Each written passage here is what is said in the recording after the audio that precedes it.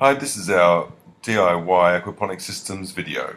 We want to show basically how easy it is and hopefully inspire other people to do it.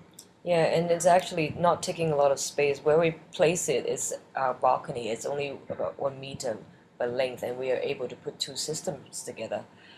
So we're gonna go to show you the material right now.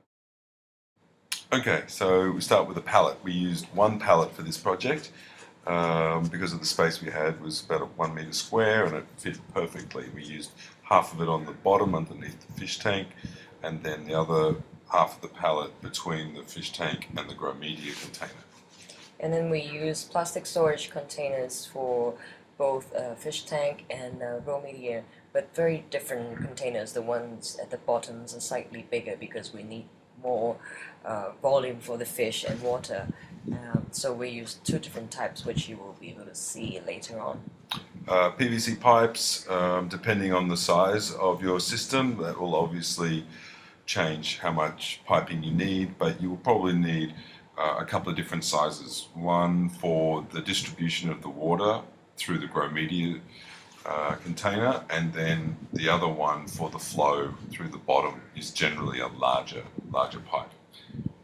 Yeah, and then between basically the grow media container and the pipes, we use grommets to stop water from leaking from the grow media back down to the fish tank. Right, and then our system is a flood and drain system that we use a bell siphon, and we made our bell siphon out of soda water bottles, and hopefully the pictures will show you how we did that. Yeah, basically I use a wider 1.5 liter as the bell siphon, and then I use a 2 liter but it's slightly thinner bottle as the standpipe, which you will see later on. And as far as grow media grow, we use the lightest material that we can find, which is called the hydrotons, and some people call them clay pellets. They're the lightest. Mm-hmm. Yep, and it just makes sense, especially in a urban environment, to use something that's practical that you can move up and down through the house. Yeah, and they don't change the material, pH in the pH, water. nothing at all, and it's just great. And then not the ordinary things that you need for having an aquarium, water pump, Air pump, and then fish. and the fish, yep, and they were all bought at the same place. Yep. So I hope you enjoy the rest of the video, and I hope our explanations are reasonably clear. Here comes the procedure. Okay, so this is the pallet that we cut, put on the ground. And then we'll put the two containers, that's the fish tank, With the pallet on top again to divide the two. and then the grow bed. So that's what it looks like. Here are the materials that I used to make the standpipe, and you can see there's a PVC, a couple of grommets, 2 liter bottle, water bottle, And the two PVC threaded connectors that end up forming the sump at the bottom of the standpipe. So once your containers are in place on top of the fish tank containers, then you need to drill the hole for the sump. which is a standpipe. So, and you need to know where you want to put it, how big you want it to be. And so now this is the thread, the connector that I want to put on it, and I think it's probably about 1 inch. Yep. And then so I drew a hole on the top, and then getting ready to take it to drill. Just basically drill through it. It's a very easy job. Once you've drilled the hole, then you put the grommet around it on both sides, on the inside of the container and on the underneath, and then you screw the two threaded connectors together with the two grommets in between, and it's a really tight fit, and it's sealed first time. We've never had a problem with it. And once you've done that, you need to extend this outlet pipe with like this L-shaped piping. It helps with the bell siphon. Which we use two elbow Yep. elbow connectors, and then just two different lengths of PVCs. And this PVC, it's supposed to be able to deal with water pressure. Yeah, it's specifically for water use. There are other kinds of PVC out there for electrical uses and things like that, but this one was for water. Yep. So now this is the bell siphon. There are many ways of doing it. Scott's top is basically using all PVC pipings, Yep. and I decided to use Lazy Man choice, which is pretty much just soda water bottles. And you're looking at the Sprite bottle right now.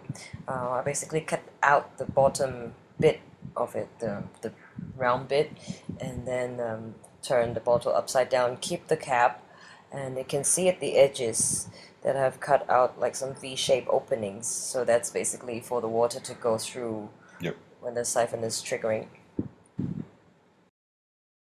Now I'm working on the standpipe, which works with the bell siphon. The siphon that you saw just now is supposed to be outside of this standpipe here. And in order to fit the PVC pipe that I've got, Scott gave me a really good idea that to strip out the thread from that other bottle that I have, the 2-liter bottle that's a little slightly thinner. And just all I needed to do is basically use a paper cutter to cut out the first round of the thread, and it fits perfectly. It's a really, really tight fit. Yep. It's good. Which we'll show you in the next picture. So to make sure the standpipe works into the sump that we showed you earlier, you need to put the top of the bottle into the joiner there that you can see, the PVC piping, and then the whole thing will slide down into the sump that you can actually see in the background of this photo. So it's all sealed tight and standing upright. Now the standpipe is done, it's fit into place, and getting ready to put the bell siphon over it. So now you can kind of see the bigger picture of what we were trying to do just now. The other thing to remember is that the standpipe will determine the height of the water level in the container itself. So that little extension that we put on that PVC pipe at the bottom of the standpipe, you can make it longer or shorter depending on how high or low you want your water level. This is where it gets really exciting. This is the bell siphon basically completed. The only thing missing now is the water. So I'll give you a quick explanation of what happens. When it fills up with water, the water will seep in through the bottom of the bell siphon where we put those little V cuts in the green bottle, and the water goes inside, and when it hits the top of the standpipe, what happens is the water starts filling in to the standpipe and draining out through the sump that we put in earlier.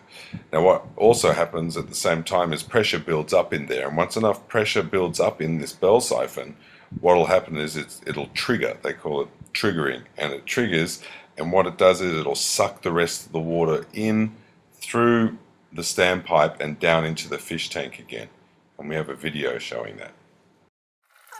So we sped up the video so you can see the bell siphon working. Yeah, the whole procedure of this actually took about 3 minutes. So now it's only 45 seconds, so you can see the water is actually going in, sucking in through the bell siphon to the standpipe. And the water level is dropping, and the water level will continue to drop to the level of where the little V cuts were in the bottom of the green bottle, and then once the water drops below that level, it sucks air in, which releases the siphon, which you'll see happening any second now. There it comes. You can see the shape of the bottle changing, and then there. So now this, what you're looking at, it's what we call like a grow media guard. Yeah. So the hydroton won't go into the bell siphon and into the standpipe and down into the tank. It worked for about a few weeks to a month, and then it started falling apart. But I didn't take a picture of the new one that I made out of nylon strings. But I want to show you that it's important to have a guard, because otherwise, and all the raw media is going to go into the tank, and the fish might eat that, and it's really not good. Right, so now we're looking at a photo of us constructing the filling pipes. So this is the PVC that we've cut to size and joined with elbow joints to fit around the perimeter of our grow bed. Right, so it goes all the way around the outside plus one down the middle, and we drilled holes evenly spaced in all of them so that the water will fill the tank evenly. Alright, it's time to put in the hydroton. Right, so we just used an empty pot to scoop up the hydroton and filled it up. Oh, you make sure you clean the hydroton really well first, get rid of any debris True. and dirt and stuff. True. And then now this is what it looks like when it's filled before putting the water in and everything. Just in case, because the hydroton is going to push everything up while the water is filling up, including the guard. So I decided to use a sack of gravel with Yep. some weight on top of it. And I'm using Scott's tub's photo because I didn't take a photo of my tub after placing this irrigation piping on it. So now this is the idea. And so the next thing we will need to do is actually pipe in the water pump Yep.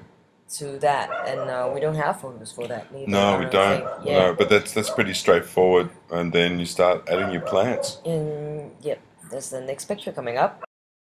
And now we've placed some seedlings directly into the hydrotons in this picture. And you can actually see the water is actually running, pumping from the bottom. So before we put any fish in there, we actually have to do this for a while. Yep. Get the system running and get everything kind of neutralized before you put the fish in there. That's right. How long did it take? About a week? Yep. Yeah, a few days. Testing it every day. Okay, we're looking at this picture taken yesterday, which is 4 months after we've set up the system. And it's been running there ups and downs. We've done trial and errors, and we saw the plants going happy one day and not quite happy the next day. This tub here in particular, it's got 6 goldfish, where Scott's tub's got 7 goldfish. The fish been fine so far. The water we have to do pretty much weekly tests. Testing. We test for pH, we test for ammonia, we test for nitrites and nitrates. Yep. And you just have to do a little bit of research about that to work out what the balance should be. Yeah, you have to be pretty conscious of that kind of thing. Just keep an eye on it. Keep an eye on the fish and how they're looking, the color of the water, all that kind of stuff. But basically, once it gets up and running, it becomes pretty. Yeah, you don't have to do anything. Oh, by the way, we have timer. We use a timer to do this flood and drain system. So we set it for every hour cycle. So the pump will be pumping water for 15 minutes every hour and rest for 45 minutes. In that case, that will give, we will not drown and soak the roots so much and give air, oxygen for the roots to absorb. And it's really effective. You can see what we're growing here now: mint, basil, tomato, marjoram, lettuce, cilantro. All those small seedlings that you're looking at actually started from seeds. We just chuck the seeds in the little cups and put the cups in there. And so far it's really working. It's a lot of trial and error. Everybody have a different system, different size, and grow as many as you can. I think perennials, herbs are best for it. Some people actually grow beetroots and potatoes and carrots in there, and from YouTube you can see a lot of information. Yeah, there's lots out there, lots of info out there. Yeah, so hopefully you'll be interested. If there's any question, you can either go to YouTube to look for, because a lot of people have been doing that, in North America and Australia as well. Can always contact us as well. I hope this video is helpful. Get you interested into doing aquaponics. It's seriously a lot of fun. A lot of fun.